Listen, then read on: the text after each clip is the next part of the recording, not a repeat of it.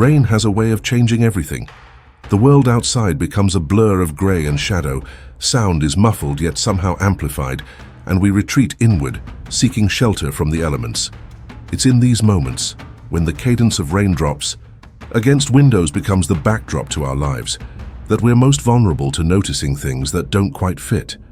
Small disturbances, tiny interruptions in the expected pattern of things. What I'm about to share with you isn't about ghosts, or monsters or anything supernatural. These are accounts of real events, ordinary in almost every way except for that one detail, that single element that refused to make sense.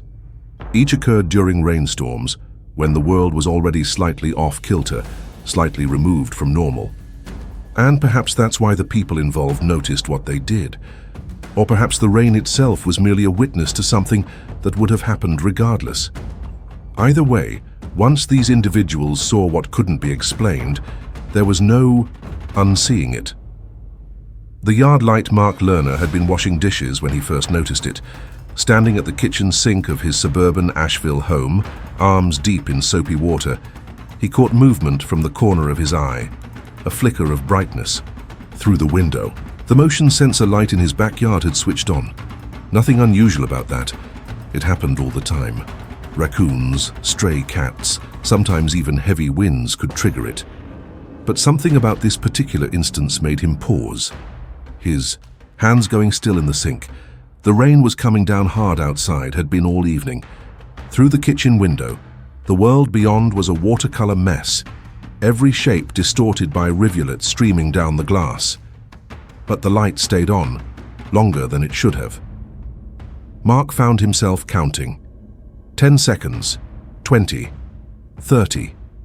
The light was programmed to turn off after 45 seconds without further motion detection.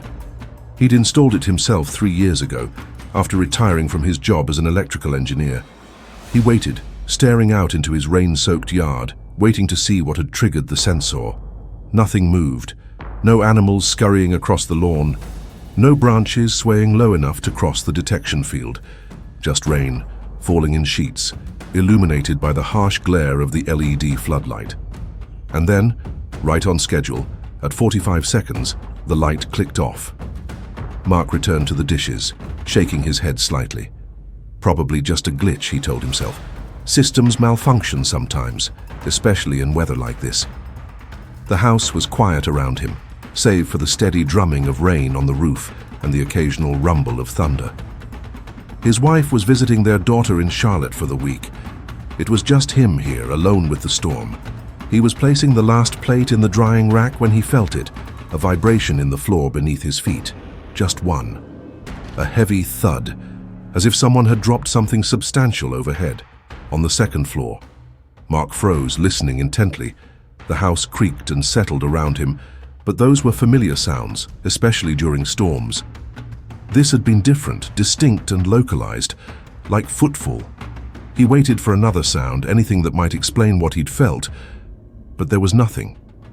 "Hello?" he called out, immediately feeling foolish. He knew he was alone. Had been all day. Still, he took the stairs carefully that night, flicking on lights as he went, checking each room methodically before finally retiring to bed. Nothing seemed out of place, nothing was missing. It was probably just the house settling, he reasoned. Old wooden structures made all sorts of noises. That had to be it. Sleep came fitfully that night, broken by the storm's insistence and his own unease. Something about the light bothered him, but he couldn't pinpoint why. It wasn't until morning, when the rain had settled into a gentle patter, that he remembered the security camera. It was a small thing, installed years ago during a brief period of neighborhood break-ins. He rarely checked it, had almost forgotten it was there, tucked under the eaves above the back door. Now, sipping coffee at his kitchen table, he pulled up the footage on his tablet. The camera's night vision gave everything a ghostly, monochromatic quality. He scrolled backward through the timeline, past the recorded moment when he'd stood at the kitchen window, until he reached the point when the motion light had first activated. 2:12 a.m., according to the timestamp. The yard illuminated suddenly, casting long shadows across the wet grass. And there, at the edge of the frame near the garden fence, A shape. Mark squinted, adjusting the screen brightness. It was difficult to make out details through the rain, but there was definitely something there. Someone there. A figure standing, completely still by the edge of the garden. He felt the coffee go cold in his stomach. The figure didn't move. Not a step. It simply stood for exactly 2 minutes until the footage showed the light switching off at 2:14 a.m. Even after the yard went dark, Mark could just make out the faint outline, still standing motionless in the same spot. His first thought was that it might be his neighbor, Ted, perhaps checking the shared fence line for storm damage. But that didn't make sense. The figure was too tall for Ted, who was a stocky man of below average height. And why would anyone be in his yard at 2 in the morning during a downpour? Mark found himself returning to the footage several times that morning, studying it from different angles, adjusting the contrast. One detail in particular bothered him. The figure didn't appear to be soaked. Even through the grainy footage and rain-streaked lens, he could tell the shape was too defined, too solid. Anyone standing in that deluge should have looked drenched. This figure looked dry, as if it had come from inside the house, not from the street. The thought sent a chill through him that had nothing to do with the rain-cooled air. Mark spent the rest of the morning searching his house, room by room, more meticulously than he had the night before. He checked windows for signs of forced entry, examined door locks, peered into closets and under beds. Nothing seemed disturbed. Nothing was missing. Not that he had much worth stealing, just a television and some old electronics. It wasn't until he reached the seldom-used guest bedroom that he noticed something off. There, on the hardwood floor, near the window that overlooked the backyard, footprints. 2 of them, side by side. Barefoot impressions, slightly damp, already, beginning to dry. They faced the window, as if someone had stood there looking out into the storm. Mark lived alone. He hadn't been in this room in days, and he certainly hadn't stood barefoot at this window during the night. He took a photo of the prints with his phone, then sat heavily on the guest bed, trying to make sense of what he was seeing. Break-ins usually had clear motives, missing valuables, signs of ransacking. This was different. If someone had been in his house, they hadn't taken anything.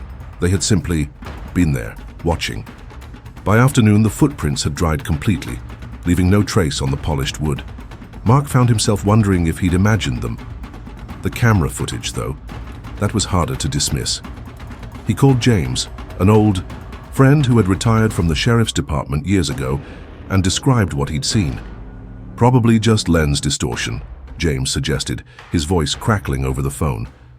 Security cameras aren't exactly high definition, especially in the rain. Could have been a shadow from a tree branch or even an animal. Those motion lights are sensitive. It was human-shaped, James, standing completely still for 2 minutes. There was a pause on the line. Look, if you're really concerned, I can swing by tomorrow, take a look around. But honestly, Mark, it sounds like a combination of rain, shadows, and living alone. The mind plays tricks, especially during storms. Mark thanked him and hung up, not entirely convinced, but somewhat reassured by his friend's practical response. As evening approached and the sky darkened again, the rain returned. Not as heavy as the night before, but steady and persistent.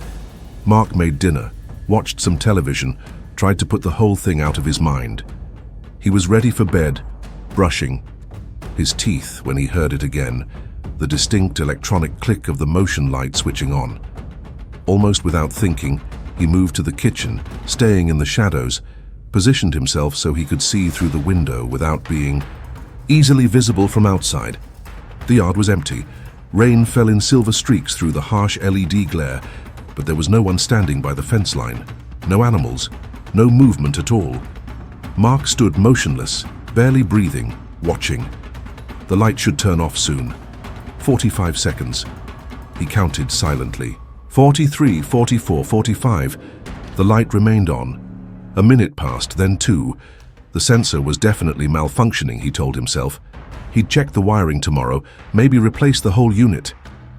It was as he turned away that he caught it, a flicker of movement in the reflection on the microwave door. Something behind him in the dimly lit hallway that led to the stairs. A shape, just at the edge of his peripheral vision. When he spun around, the hallway was empty, but something had changed. The light at the top of the stairs, the one he distinctly remembered turning off before coming down, was now on. Mark stood frozen in his kitchen, heart hammering against his ribs. The house was silent save for the rain. He should go upstairs, check the rooms again. That would be the rational thing to do. Instead, he found himself walking to the front door, checking the deadbolt. Locked. The chain, too, was in place. He moved to the back door, also locked. All the windows were secured. No forced entry, no explanation for lights turning themselves on, for reflections of figures that weren't there, for barefoot prints in unused rooms. In that moment, Mark made a decision. He went to his bedroom, eased the door shut, and locked it from the inside. Tomorrow, he'd call an electrician about the motion sensor. Tomorrow, he'd ask James to come check the house. Tomorrow, he would be rational again. But that night, he slept with the lights on, and he didn't check the security camera footage again. Not the next day when the rain finally stopped. Not the day after, when James came by and found nothing unusual. Not even a week later, when the motion light began turning on again each night.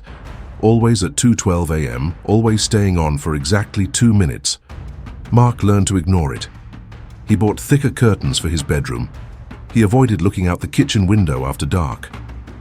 And if sometimes in the quiet hours before dawn, he thought he heard footsteps in the guest bedroom, or glimpsed in the hallway mirror a tall figure standing just behind him, well, he'd gotten good at not turning around. Some things once noticed are better left uninvestigated. The missed call. The wipers couldn't keep up. They scraped desperately across Leah Giordano's windshield, fighting a losing battle against the summer downpour that had transformed Interstate 35W into a shimmering ribbon of hazard lights and spray. What should have been a 30-minute drive from her Minneapolis office to her apartment in Burnsville had already stretched to nearly an hour, and she was barely halfway home. "Come on," she muttered, leaning forward as if those extra inches might grant her better visibility. The radio murmured something about flash flood warnings for Hennepin County. Perfect. Just what she needed after the day she'd had. A performance review that had gone sideways, a project deadline moved up by 2 weeks, and now this biblical deluge threatening to wash her tiny Honda Civic right off the road. A semi roared past, in the next lane sending a wave of water cascading over her car. For a moment, she was completely blind, enveloped in liquid darkness. Leah swore, easing her foot off the accelerator until the wipers could catch up. That's when she noticed the blue glow illuminating the passenger seat. Her phone. She'd silenced it during her review and forgotten to turn the ringer back on. Now, it displayed a missed call notification. Leah kept her eyes on the road, waited for a relatively straight stretch, then glanced down quickly to see who had called. What she saw made her stomach drop. "Dad! Home," the screen read, complete with the contact photo she'd assigned years ago, her father in his garden, squinting against the sun, a rare smile creasing his weathered face. Her father, who had died of a heart attack 3 years ago. Leah's hands jerked on the wheel, sending the car drifting toward the shoulder. She corrected quickly, heart hammering, eyes flicking between the road and the phone's screen.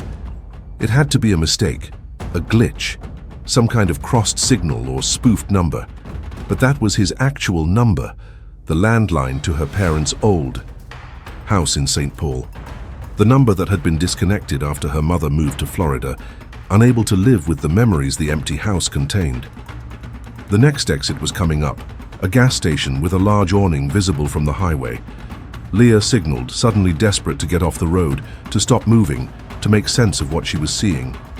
Her tires splashed through standing water as she pulled into the station and parked beneath the protective overhang. Rain drummed on the metal roof overhead, creating a strange, insulated quiet inside her car. With shaking hands, she picked up the phone. The notification was still there. One missed call from Dad, home, and beneath it, a voicemail. He'd left a message. Leah stared at the phone, her reflection ghostly in its darkened screen. This was crazy. There had to be a logical explanation. The number had been reassigned, or someone had hacked her contacts list, or she pressed play on the voicemail before she could talk herself out of it. Silence at first. Just empty air and the faint electronic hiss of an open line. Then gradually a sound emerged. Breathing. Slow and deliberate. Wet somehow. As if whoever was on the other end had just surfaced from underwater. It went on for nearly 30 seconds, just that breathing, nothing else, before the message ended. Leah dropped the phone as if it had burned her. It clattered onto the passenger seat, screen still glowing accusingly. Outside, the rain continued its assault, beading on the windows and transforming the world beyond into a watery impressionist painting. Inside, she could hear nothing but the blood rushing in her ears and the echo of that breathing which had sounded so familiar. Her father had been a smoker for 40 years. His breathing had that same quality near the end, labored, slightly wet, the effort audible in each inhale. She would know that sound anywhere. "It's not him," she said aloud, her voice too loud in the confined space. "It's not him." The rational part of her brain offered explanations. A random number that happened to match her father's old one, phone scammer leaving a blank message, her own stress and the storm playing tricks on her perception. She latched onto these possibilities, repeating them silently as she picked up the phone again, this time to check the call log. The number wasn't there. She scrolled through her recent calls twice, 3 times. Nothing from Dad, home. No, unknown numbers. No record of the call that had left a voicemail just minutes ago. But the voicemail itself remained in her inbox, time-stamped 6:47 p.m., precisely when she'd been fighting through the worst of the storm. Leah sat in her car for nearly an hour, rain pounding overhead, alternating between rationalization and dread. Eventually, the storm lightened enough for her to feel comfortable driving the rest of the way home. She pulled back onto the highway, her phone now stashed in her bag, out of sight. The next morning, in the clear light of day, the whole thing seemed almost silly. Technology glitched all the time, probably some crossed wires at the phone company, or maybe even a vivid stress dream she'd had while white-knuckling it through the storm. The call wasn't in her log, after all. Only the voicemail remained as evidence that anything had happened at all. Still, she found herself mentioning it to her mother during their weekly Sunday call. "Mom, this is going to sound weird, but did you ever cancel Dad's old landline?" There was a pause on the other end. "Why do you ask, honey?" "Just curious. I was thinking about the old house the other day." Another pause, longer this time. When her mother spoke again, her voice had a careful quality to it. "I kept it active for about a year after he passed. It felt wrong to disconnect it, like I was erasing him somehow. But when I decided to sell the house and move down here, I finally cancelled it. That would have been, about 16 months ago now." 16 months. So the number had been inactive for well over a year. Leah felt a chill run through her, despite the summer heat. "Why are you asking about this now?" her mother pressed. "No reason," Leah lied. "Just feeling nostalgic, I guess." But nostalgia didn't explain why she found herself driving to her parents' old neighborhood that afternoon. The house had been sold, she knew that, but it had been sitting empty for months, while the new owners planned extensive renovations. Her mother had mentioned this in passing. Apparently, the real estate market had softened just after she'd sold, and the development company that purchased the property had put the renovations on hold. Leah parked across the street, studying, the place that had been her childhood home. It looked forlorn now, with boards over the first-floor windows and a chain-link fence surrounding the property. A faded sign announced, "Luxury condominiums coming soon," but the weathered state of the sign suggested soon had been delayed indefinitely. She wasn't sure what she'd expected to find. Certainly not answers to whatever technical glitch had caused her phone to display her father's old contact information. Yet something about the house drew her attention, made her scan the facade with unusual intensity. That's when she noticed it, a faint glow in one of the second-floor windows, the window to what had been her father's home office. It could have been a reflection of the afternoon sun, she told herself, or security lighting installed by the developers, or her imagination, still unsettled from the voicemail incident. Yet even as she catalogued these rational explanations, Leah found herself getting out of her car, approaching the chain-link fence.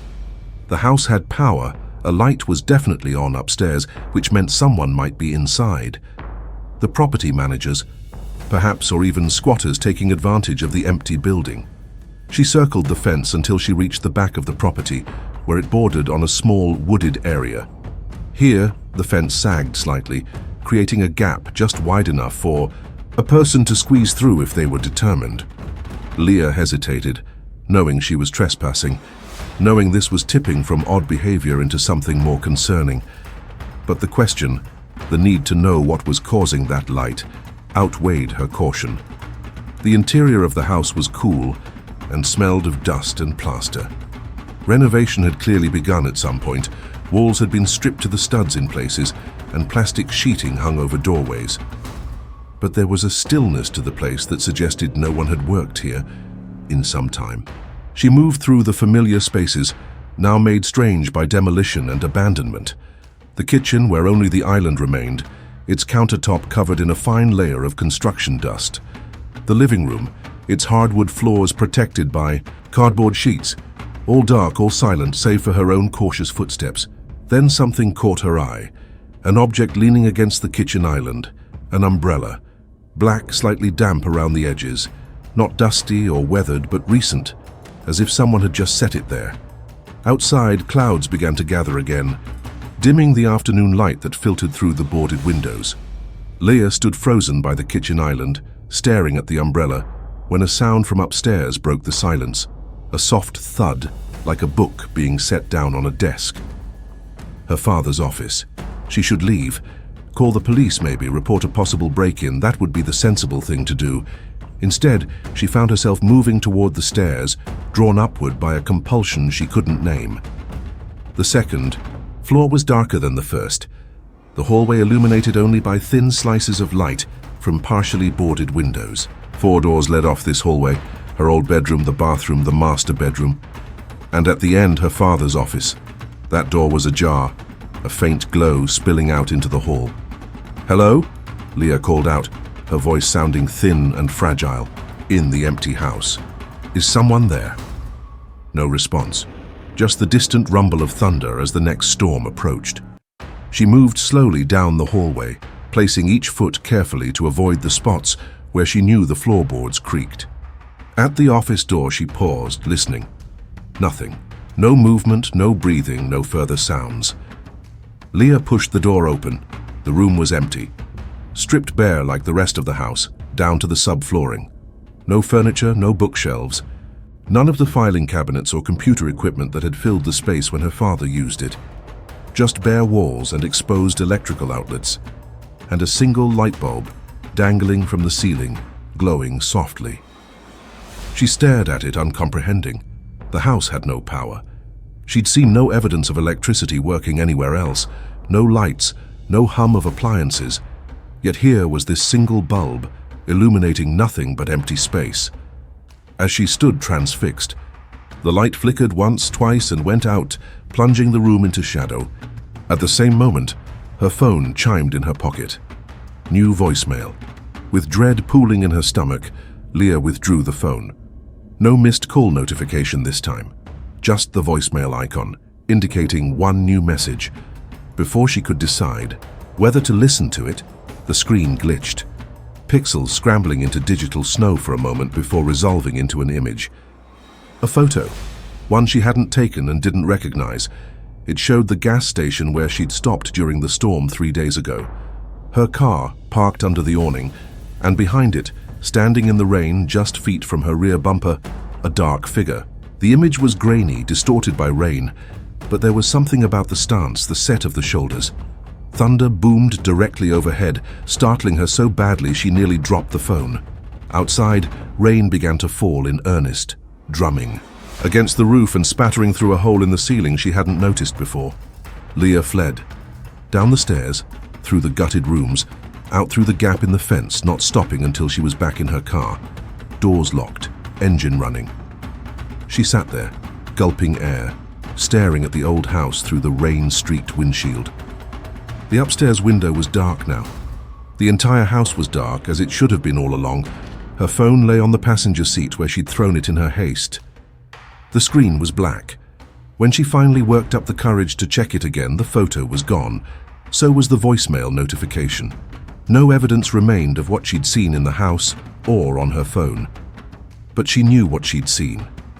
Just as she knew with a certainty that defied logic that whatever had called her from her father's old number hadn't been a technical glitch or a reassigned line. Leah moved to Portland the following month, breaking her lease and accepting a transfer to her company's Oregon office.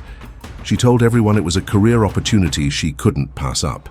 She didn't mention the manila envelope that had arrived at her Minneapolis apartment a week after her visit to the old house. No return address. Inside, a printed photo of her parked under the gas station awning the night of the storm, the shot taken from behind her car as if someone had stood in the rain, watching.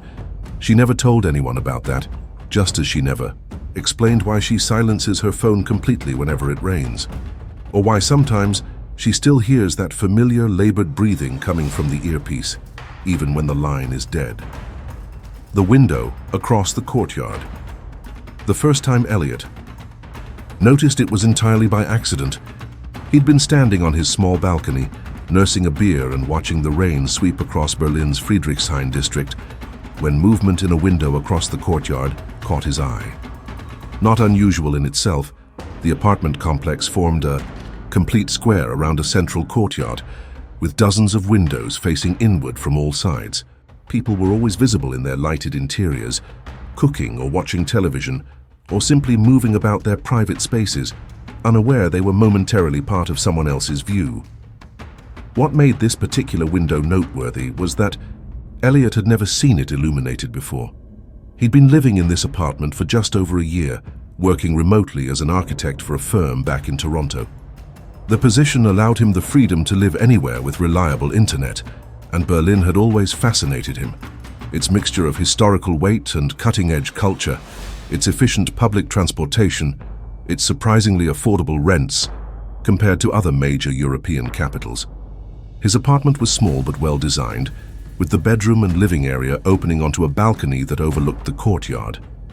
From this vantage point, he'd become casually familiar with the patterns of his unseen neighbors, the elderly couple on the ground floor who kept their curtains perpetually drawn but whose shadows were visible each evening as they moved about their kitchen, the young family on the third floor of the opposite building whose toddler could often be seen pressing tiny hands against the window glass, the night shift worker whose lights came on around 4 a.m. accompanied by the blue flicker of a television. But the window on the fourth floor, directly across from Elliot's own apartment, had always been dark until tonight. It was a rainy Tuesday in late October, the kind of persistent, penetrating drizzle that seemed to seep into the very stones of the buildings. The courtyard was a well of shadows, illuminated only by the warm rectangles of lighted windows and the faint glow of security lamps near the entrance. Elliot had stepped out for a moment of fresh air despite the weather. His deadline for the Toronto project was approaching, and he'd been staring at his computer screen for hours without a break. That's when he saw it. The window, always dark, now glowing with a soft yellowish light. No movement visible within, just the light itself, a new presence in the familiar tableau of the courtyard. Elliot took a sip of his beer, mildly curious, but not particularly intrigued. New tenant, probably. The unit had likely been vacant until now. He made a mental note of it, another light in the nighttime constellation of his temporary home, and went back inside, already refocused on the architectural renderings waiting on his laptop. It wasn't until the third or fourth time he noticed the window that a pattern began to emerge. The light only appeared during rainstorms, never when the sky was clear, never during sunny days or even cloudy ones without precipitation, only when rain was falling, and always around the same time. 10:45 p.m., give or take a few minutes. Perhaps it wouldn't have registered at all if Berlin hadn't been experiencing an unusually wet autumn. Rain fell several times a week, sometimes briefly, sometimes for days on end. And with each storm, Elliot found himself increasingly aware of that window across the courtyard, waiting for the light to appear. As the clock approached 10:45, he began to wonder about the occupant. In a year of living in the building, he had never seen anyone enter or leave that particular apartment. No mail was ever delivered there, at least not that he'd noticed during his own trips to the building's central mailroom. No packages left outside the door, no sounds of renovation or moving, no visitors, just the light appearing like clockwork whenever rain washed over the city. It was during a particularly heavy downpour in early November that Elliot saw more than just the light. He'd been standing at his balcony door, watching sheets of rain cascade from the gutters above, when the window across the way brightened on schedule.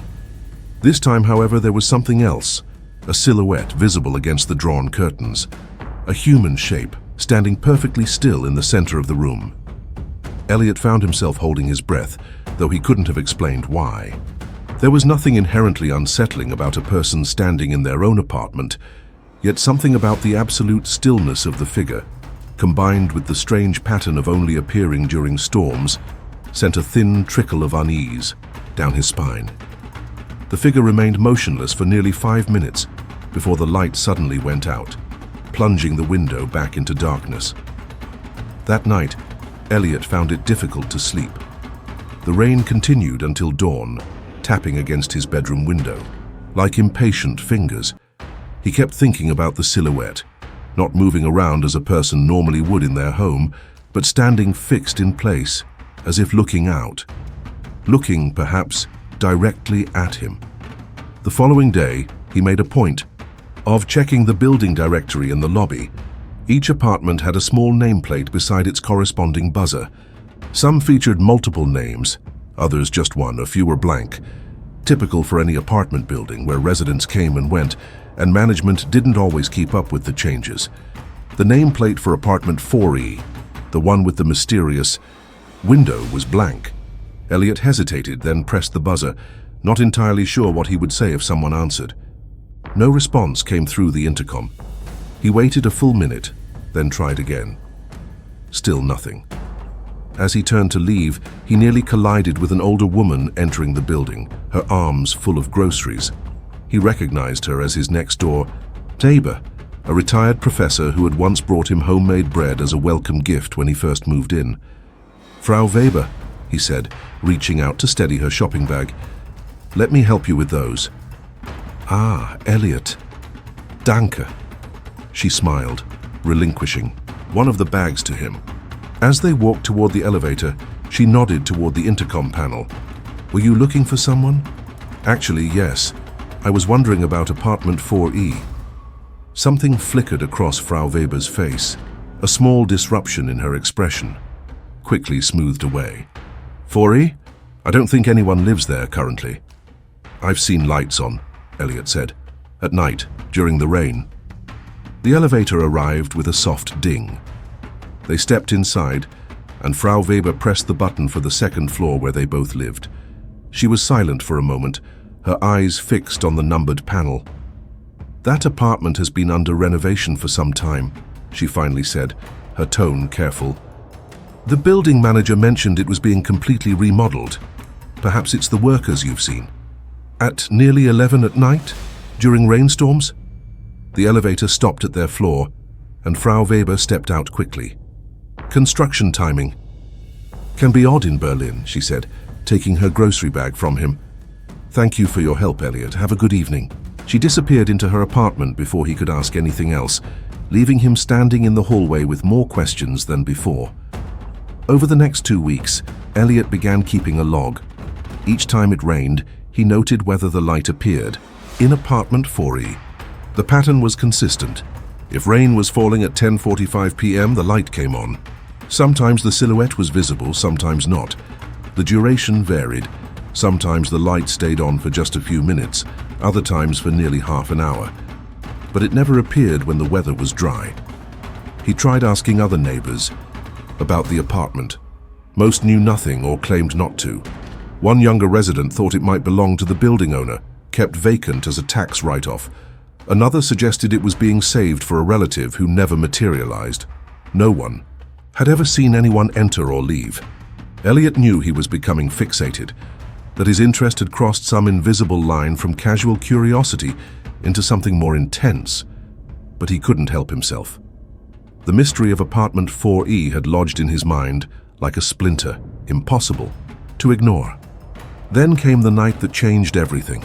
It had been raining steadily since morning, a constant, penetrating drizzle that seemed to seep into the bones.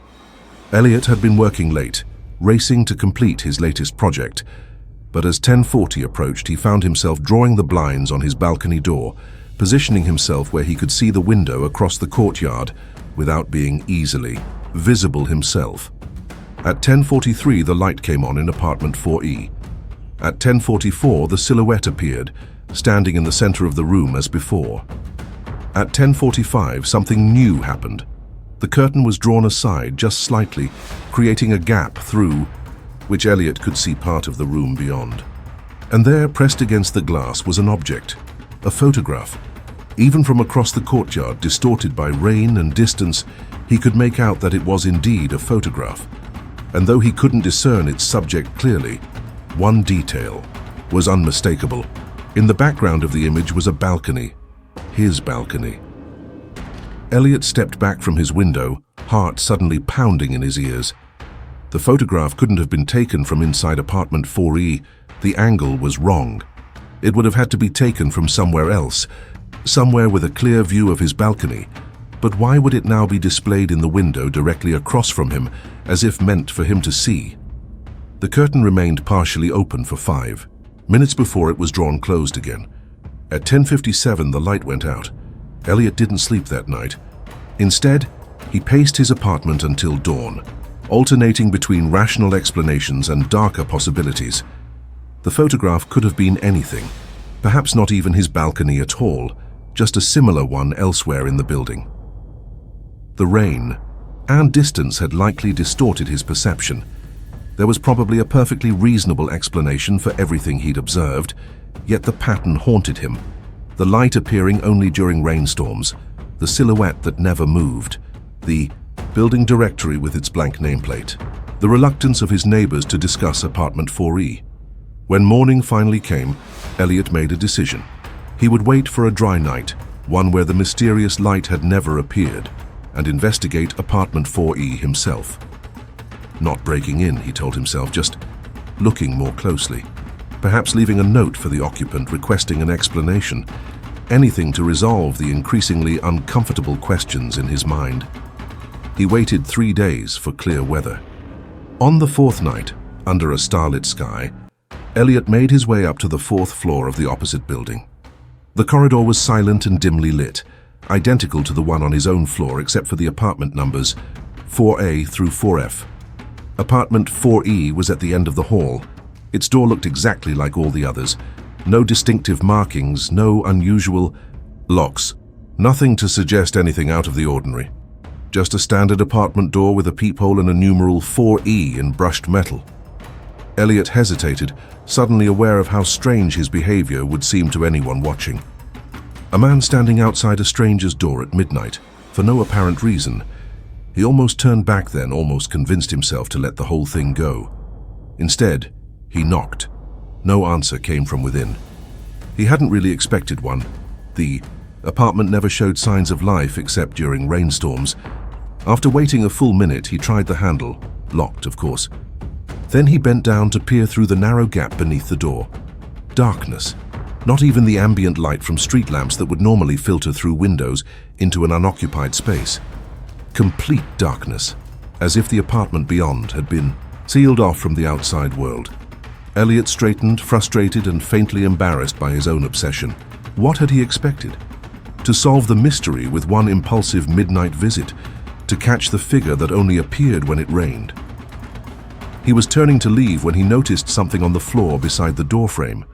A small white rectangle, partially hidden in the shadow cast by the hallway's emergency light. He bent down to examine it. A photograph, lying face down on the carpeted hallway as if it had been slipped under the door from inside and then pushed back out. With a strange reluctance, Elliot picked it up and turned it over. The image showed his balcony just as he'd glimpsed through the window days before. But this was a clearer view, obviously taken with a telephoto lens from somewhere across the courtyard. In the photograph, Elliot himself was visible, standing at the balcony railing, beer in hand, gazing out at the rain. The timestamp in the corner read 10:30 p.m., October 23rd, the first night he'd noticed the light in apartment 4E. Elliot nearly dropped the photograph. His hands had gone numb, his breath shallow. Someone had been watching him that first night. Had been watching him, perhaps, every night since. He shoved the photograph into his pocket and walked quickly back to the elevator, no longer caring if anyone saw him. All he wanted was to get back to his own apartment, his own space, where he could try to make sense of what was happening. But as the elevator doors slid closed, a new thought struck him with paralyzing clarity. His own apartment was just as visible to whoever occupied 4E as theirs was to him. That night, Elliot drew his curtains fully closed for the first time since moving in. He double-checked the locks on his door and balcony entrance. He even considered calling the police, but what would he say? That someone had taken his photograph from a public vantage point.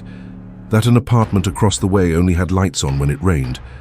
He sounded unhinged even to himself. The next day was clear and cool, a perfect autumn morning that seemed to mock his nocturnal fears. In the bright light of day, Elliot wondered if he'd overreacted. The photograph was strange, certainly, but not threatening. Perhaps it was some kind of art project, or a misguided attempt at neighborly connection. He decided to ask the building manager directly about apartment 4E. The manager, a harried man with perpetually ink-stained hands, was rarely seen around the complex, but kept an office in the basement near the laundry facilities. Apartment 4E? The manager repeated, rifling through a chaotic filing cabinet. Let me check. Elliot waited, trying to appear casually interested rather than desperately concerned. The office was cluttered with maintenance requests, spare keys, and outdated tenant information. Ah, here it is, the manager said, pulling out a thin folder. 4E is currently unoccupied. It's scheduled for renovation, but the work has been delayed. Supply chain issues. He shrugged as if this explained everything. Has anyone been in there recently? Maintenance workers? Inspectors? The manager glanced up, his expression curious. Not according to my records. The utilities are disconnected until the renovation begins. Why do you ask? I've seen lights on in that apartment, Elliot said, several times over the past few weeks. The manager frowned, returning to the folder. That's not possible. The electricity was shut off months ago. No one could have lights on in there. Could someone be living there illegally? A squatter, maybe? In this building? The manager laughed shortly. No. The security system would have recorded anyone entering or exiting who doesn't have a registered key. Elliot hesitated, then reached into his pocket and withdrew the photograph. I found this near apartment 4E last night. It's a picture of my balcony. The manager studied the image for a moment, his expression neutral. Perhaps a previous tenant took it and left it behind. Some people are photography enthusiasts. He handed it back. I can send someone to check the apartment if you're concerned, but I assure you, it's empty. Elliot left feeling more unsettled than before. If the manager was to be believed, no one could be in apartment 4E. No one could have lights on in a space without electricity. Yet he knew what he'd seen, what he continued to see whenever it rained. That evening, the sky remained clear. Elliot stood on his balcony, staring at the dark window across the courtyard, trying to make sense of the contradiction. If the apartment was truly empty and without power, then what exactly had he been observing all these weeks? He was still, puzzling over this question the next night when the rain returned, a sudden violent storm that rattled the windows and flooded the streets. Elliot found himself standing in his darkened living room at 10:40, eyes fixed on the window across the way, waiting. At 10:45 precisely, the light appeared in apartment 4E. But this time, something was different. The curtain was fully drawn back, revealing the room beyond for the first time. Elliot could see that it was indeed empty. No furniture, no decorations, nothing but bare walls and floors. And standing in the center of this vacant space was the silhouette, more clearly defined than ever before. The figure wasn't facing into the room.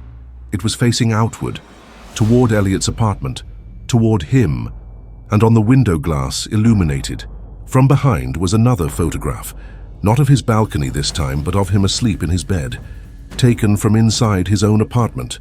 Elliot stumbled backward, colliding with his coffee table. sending books and papers cascading to the floor. The photograph couldn't exist. No one had been in his apartment. He lived alone, kept his doors locked, knew every creak and settling sound of his space. Yet there it was, clearly visible across the courtyard, an image of him sleeping taken from a vantage point at the foot of his bed.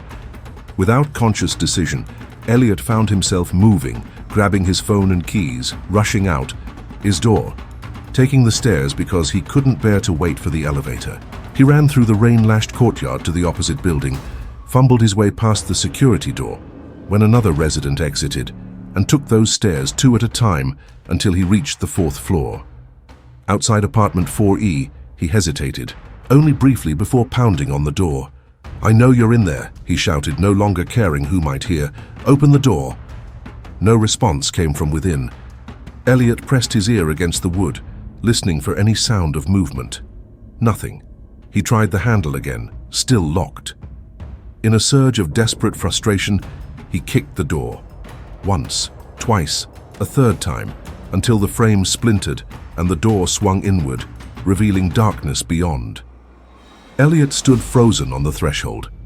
What was he doing? Breaking into an empty apartment in the middle of the night? He'd lost his mind. He should leave, go back to his own place, call the police if he was truly concerned. He should...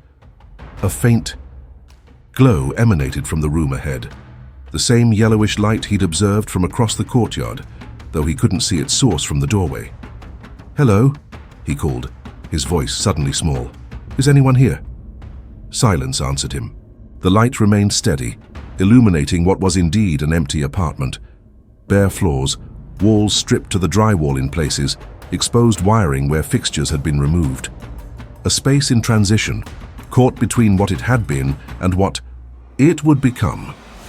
Elliot stepped inside, his footsteps echoing in the emptiness. The layout mirrored his own apartment, a combined living and dining area opening onto the bedroom, with a small kitchen alcove to one side. All empty, all still. No sign of occupation, recent or otherwise. He moved toward the window that faced his apartment. The curtain rod was bare. Whatever covering he'd seen from across the way was gone now. The glass was unadorned.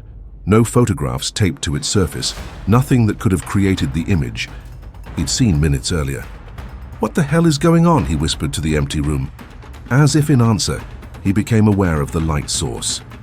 A single bulb hanging from the ceiling in the center of the room, casting its soft glow over the bare floors. Just like the manager had said, no electricity should have been running to this apartment. Yet the bulb burned steadily, illuminating the space with its yellowed light. And then Elliot saw it, the one thing that wasn't missing from the empty apartment.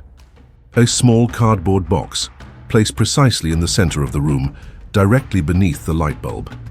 He approached it cautiously, as if it might contain something dangerous. The box was plain and unmarked, its flaps folded closed but not sealed. With a deep breath, Elliot knelt and opened it. Inside were film rolls, dozens of them neatly arranged, all undeveloped. And on top, a single Polaroid photograph, the only developed image in the collection. It showed apartment 4E completely, empty except for the hanging light bulb and the cardboard box itself. A perfect recursion, as if someone had taken the photo just moments before Elliot entered. But that was impossible. The Polaroid was dry, fully developed, and there was no one else in the apartment. Elliot backed away from the box, his mind struggling to process what he was seeing.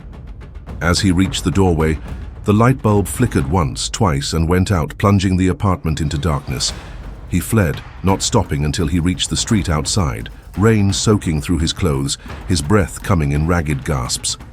Only then did he call the police. They arrived quickly, 2 officers who listened to his fragmented explanation with professional detachment.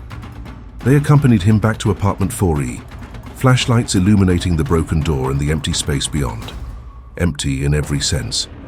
No light bulb hanging from the ceiling, no cardboard box in the center of the room, no film rolls, no Polaroid.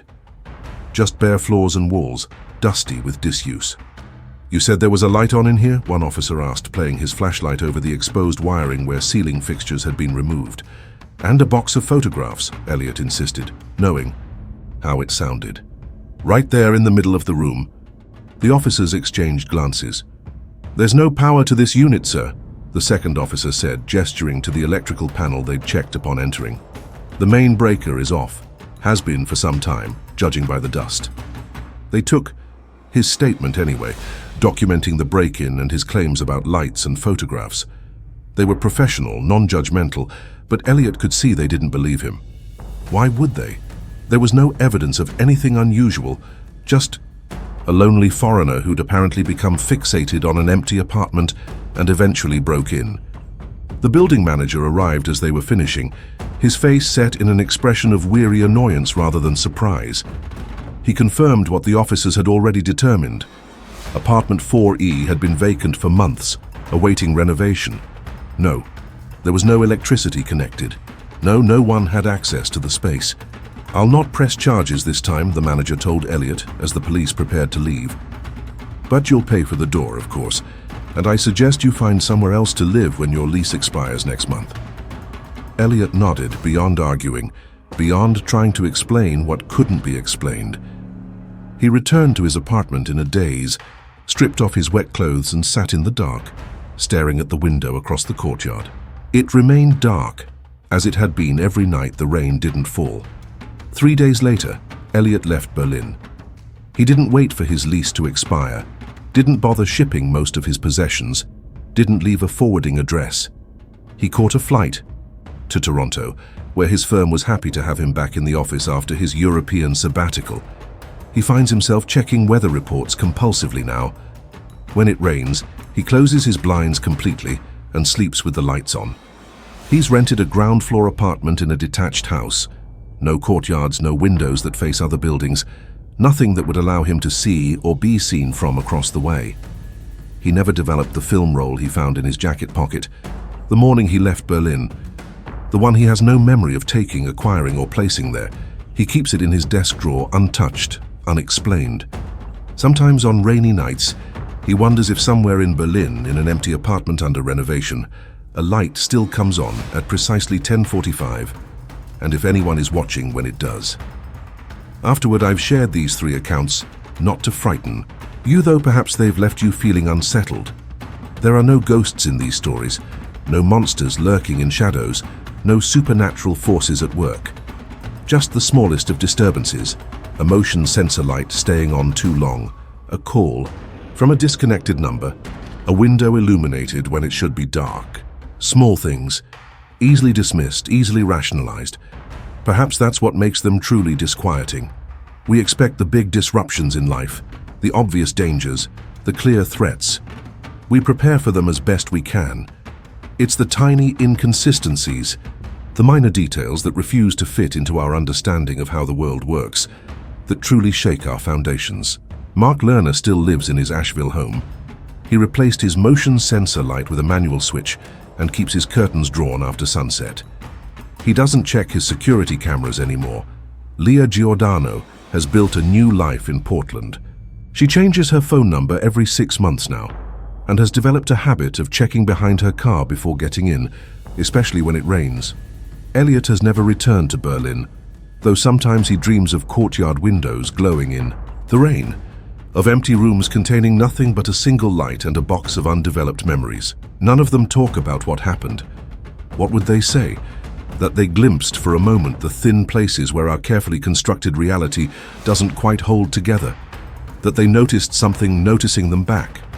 Better to move on, to close the curtains, to change the locks and the phone numbers, to assume there's a rational explanation even if you never discover what it is.